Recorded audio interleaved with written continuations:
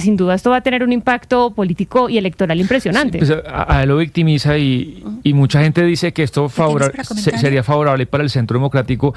No, pero no sé, Jennifer, al final yo no sé qué tanto pesa la decisión de una persona votar o apoyar un gobierno o no. Yo creo que las condiciones materiales sesgan mucho más y afectan más el voto de una persona que si condenan a Uribe o no. Realmente no me atrevo a decir si sería el relanzamiento del Centro Democrático, porque igual lo de Miguel Uribe fue un golpe fuerte, no tener como fuerte y sólido a Álvaro Uribe, que ha sido su líder moral, también lo debilita, pero no sé si esto sea definitivo para el 2026. Me parece como atrevido asegurarlo. Solo una claridad sobre las víctimas. La única víctima declarada víctima en este juicio no es solamente el senador Iván Cepeda Castro. Además del senador Iván Cepeda, también son declaradas víctimas la señora Deyanira Gómez Sarmiento, el actual ministro de Defensa Eduardo Montealegre, quien no atendió, quien no fue a la audiencia, no está en Palo Quemado, y también el señor Jorge Perdomo, quien tampoco fue a Palo Quemado.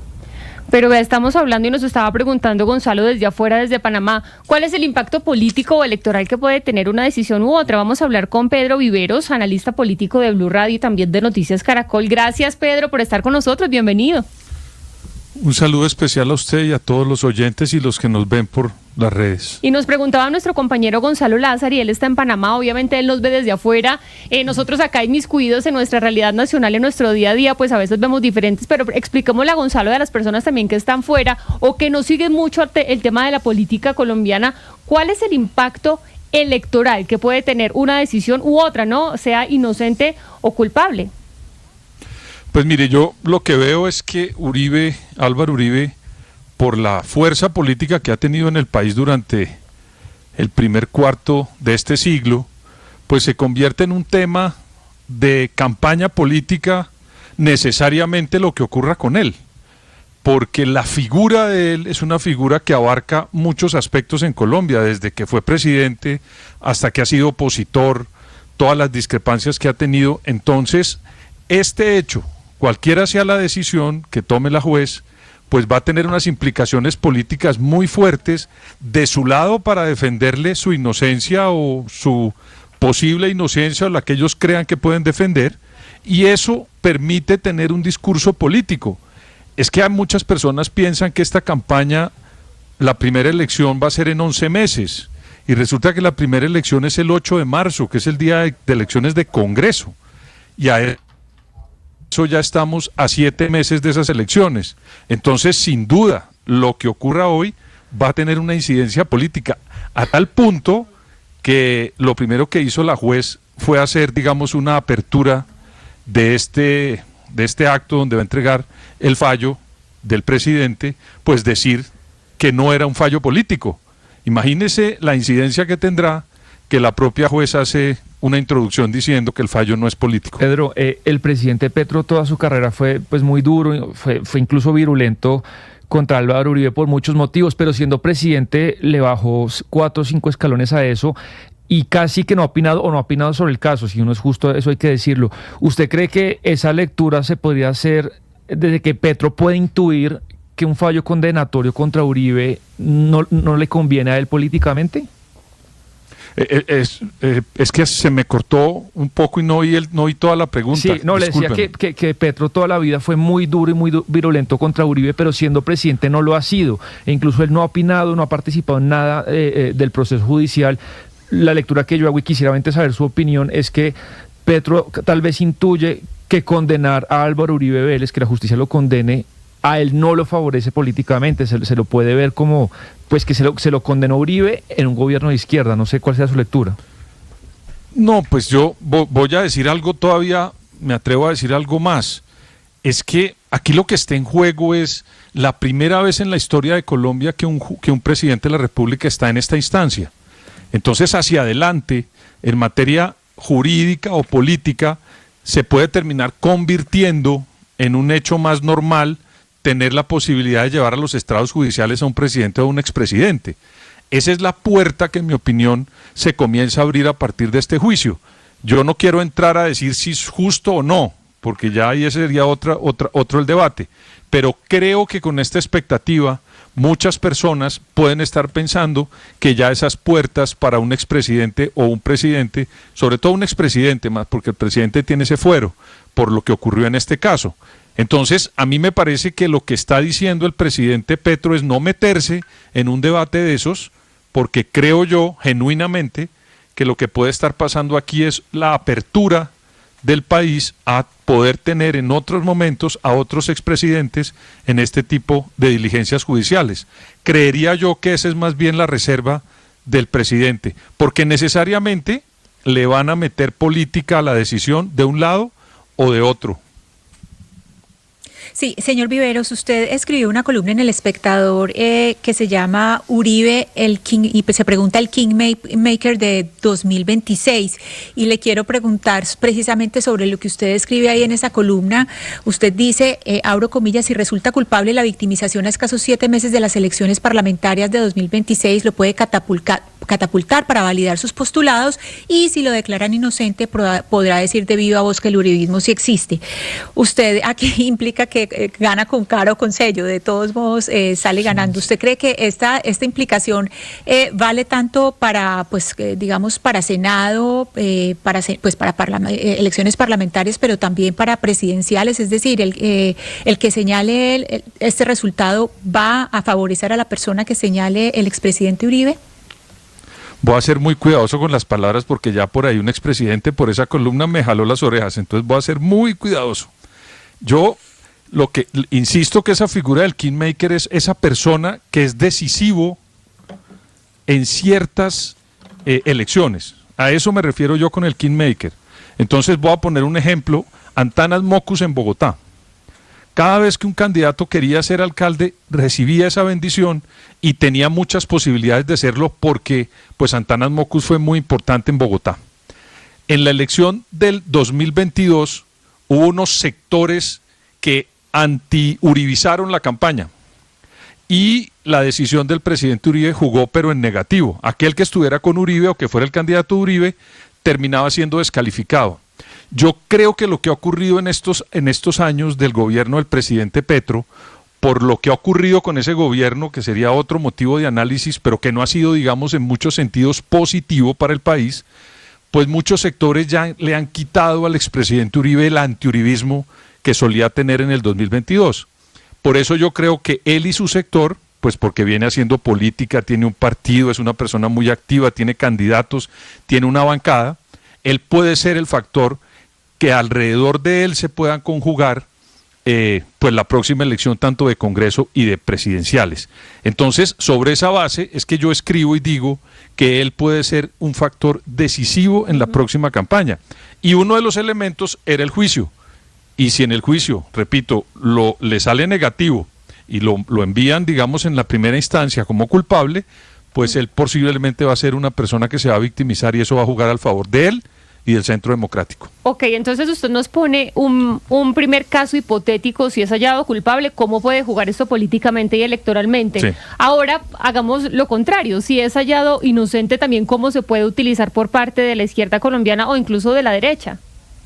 Pues ahí yo pienso que le serviría al expresidente Uribe para decir que él, todo lo que le hicieron, no jugó en su contra y todo su sector puede estar limpio para jugar en política y que él no va a pagar ninguna condena.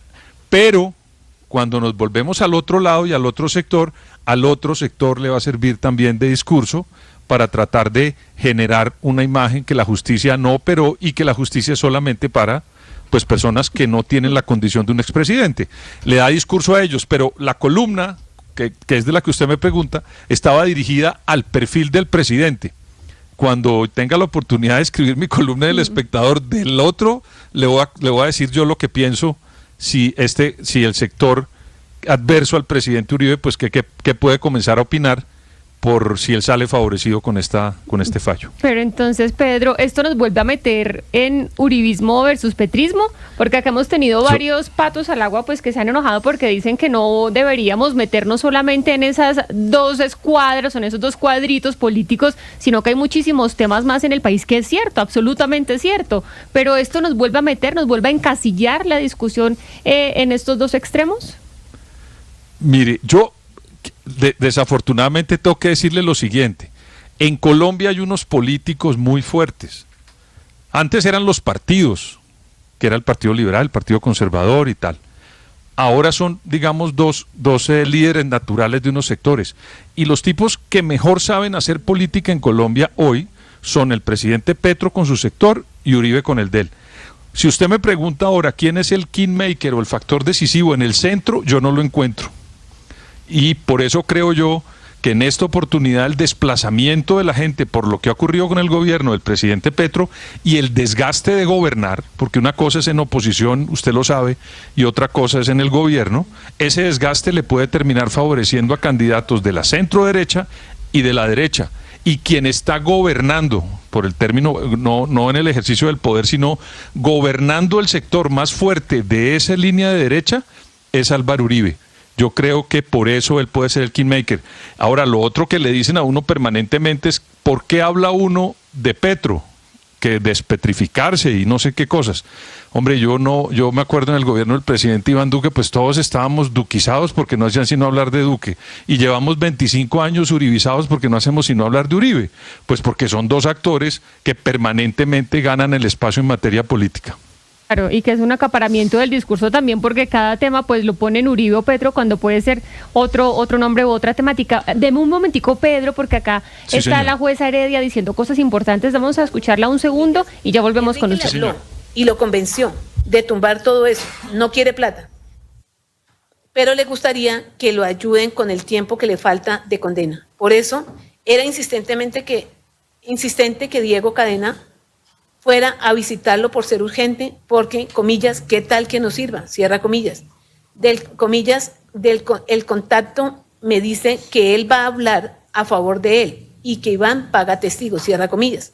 Hablaban de la preocupación que tenía el procesado por todo lo que estaba sucediendo y no precisamente con la política. Incluso el cuñado de Pardo Hache textualmente le informa a Vicky, comillas, ya todo está muy adelantado para la visita que ustedes quieren, cierra comillas.